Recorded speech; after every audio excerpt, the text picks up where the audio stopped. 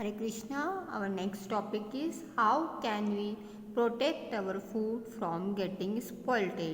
हम अपने फूड को कैसे प्रोटेक्ट कर सकते हैं खराब होने से, स्पॉइल होने से।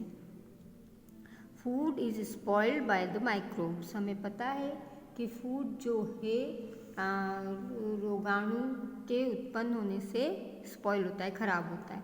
Microbes need food, warm environment and moisture to grow. हमें पता है कि जो ये रोगाणु उत्पन्न होते हैं उनको क्या क्या चीज़ों की ज़रूरत पड़ती है। वार्म इन्वायरमेंट मतलब गर्म वातावरण की, और फूड की, और मॉइस्चर की ग्रो होने में। If we are able to control temperature and moisture, अगर हम टेम्परेचर और मॉइस्चर को कंट्रोल कर पाते हैं तो we can save the food from getting spoiled for a longer period of time. तो हम अपने फूड को फिर लंबे समय तक बचा कर रख सकते हैं, खराब होने से बचा सकते हैं। Most microbes grow best between 5 degree and 48 degree centigrade in warm and damp places. Microbes कितने डिग्री टेम्परेचर पे ग्रो करते हैं? तो 5 degree centigrade to 40 degree centigrade. They are killed और मल्टीप्लाइड वेरी स्लोली। ये तो बहुत जल्दी मर जाते हैं या मल्टीप्लाई होते हैं, स्लोली मल्टीप्लाई होते हैं एट टेम्परेचर अबोव कितने टेम्परेचर पे? 70 degree centigrade and at temperature below 5 degree centigrade. There are various methods to save food from getting spoiled, some of them are. अब कुछ ऐसे मेथड्स हैं जिनको हम यूज़ कर हमारे फूड को स्पॉइल होने से बचा सकते हैं। कुछ मेथड्स यहाँ पे दे रखे हैं, जैसे बॉइलिंग, कूलिंग और ड्राइंग। इन मेथड को हम यूज़ कर हमारे जो चीज़ें हैं उनको हम स्पॉइल होने से बचा सकते हैं। Boiling, milk is boiled to save it from getting spoiled. Milk को जो है हम बॉयल करके रखेंगे तो उसको हम स्पॉइल होने से बचा सकते हैं। Boiling kills bacteria present in it. Boil करने से जो बैक्टीरिया उसके अंदर मौजूद होते हैं वो मर जाते हैं। But there are more bacteria present all around, पर उसमें आसपास और भी बहुत सारे ऐसे बैक्टीरिया होते हैं जो कि हमारे मिल्क को स्पॉइल कर सकते हैं। They may spoil the milk once it cools down. जब वो ठंडा हो जाता है तब भी उसको वो स्पॉइल कर सकते हैं। So after sometimes you have to boiled it again. तो उसके लिए हमको क्या करना चाहिए कि कुछ समय बाद फिर हमको उसको बॉईल कर लेना चाहिए।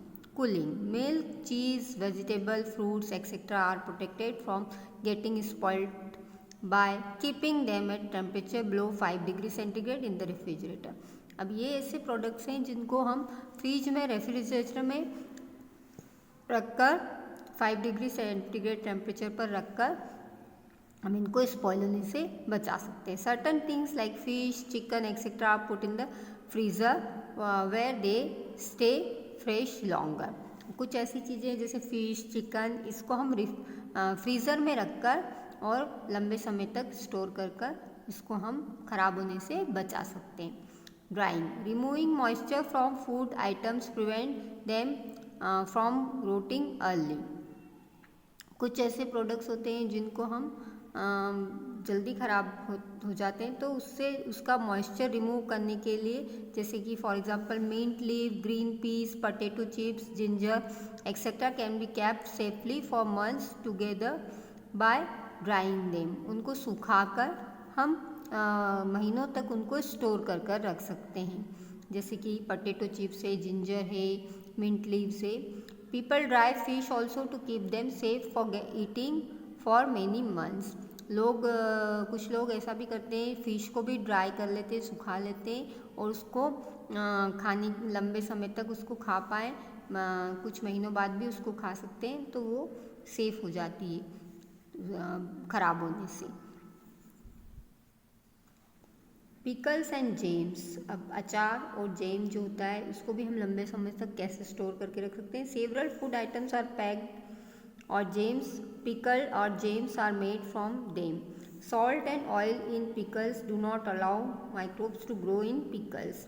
नमक और तेल की मात्रा अगर हम इसमें अचार में और जैम में ज़्यादा रखेंगे, पिकल्स में, तो वो माइक्रोब्स को डेवलप नहीं होने देगा। Similarly too much of sugar in jam also prevent the growth of microbes.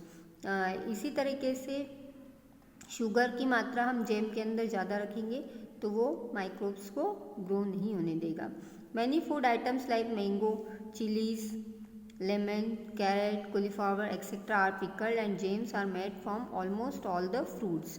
हमें पता है कि ऑलमोस्ट इन फ्रूट्स से जैम और पिकल्स बनते हैं, तो इनको फूड आइटम्स को हम इस तरीके से सेव कर सकते, बचा सकते हैं।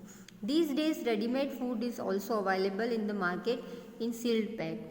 आजकल हमें रेडीमेड फूड आइटम्स भी अवेलेबल है मार्केट में, जो कि पैकेट में सील्ड रहते हैं। These contain food preservatives that delay the process of spoilage. और इसके अंदर फूड प्रिजर्वेटिव्स डलते हैं जो कि जो प्रोडक्ट है उसको स्पॉइल होने से बचाते हैं, उसकी सुरक्षा करते हैं। It is mandatory to write the date of manufacture and the date of expiry on all the packaged food items. While buying any such food item from the market, we should check these dates. ये ज़रूरी है कि जो market में product हम खरीदने जा रहे हैं तो उसकी हमें मैन्युफैक्चरिंग और एक्सपायरी डेट उस पैक पर ज़रूर होना चाहिए। तो वो हमें जब भी हम खरीदने जाएं ये चीज़ आइटम, तो हमें चेक कर लेना चाहिए कि उसकी मैन्युफैक्चरिंग डेट और एक्सपायरी डेट क्या है, उसके अकॉर्डिंग ही हमें उसको परचेज करना चाहिए। हरे कृष्णा।